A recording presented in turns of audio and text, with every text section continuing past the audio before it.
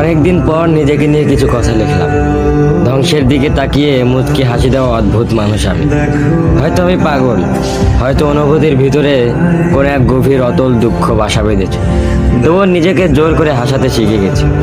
যেদিন ভেতরটা একবারে ভেঙে গিয়েছিল, সেদিনও বাইরে থেকে এক চিলতে হাসি মুখে নিয়ে সবার সামনে দাঁড়িয়েছিলাম। কষ্টগুলোকে আমি বন্ধু বানিয়েছি, একাকিত্বকে আপন করে নিয়েছি। মানুষ ভাবে আমি হয়তো সুখী, শক্ত, নির্লিপ্ত, কিন্তু তারা জানে না প্রতি রাত আমার এক একটা লড়াই। নিজেকে নিজেই বুঝিয়ে রাখি তুই ভালো আছিস, অথচ আমি জানি আমি ভালো নেই। ভেঙে যাচ্ছি প্রতিদিন একটু একটু করে, আর এই ধ্বংস হওয়াটাকে যেন ভালোবেসে ফেলেছি। আমি সেই মানুষ যে হার মানার আগে হাসে, কারণ জানি কান্না দেখিয়ে লাভ নেই।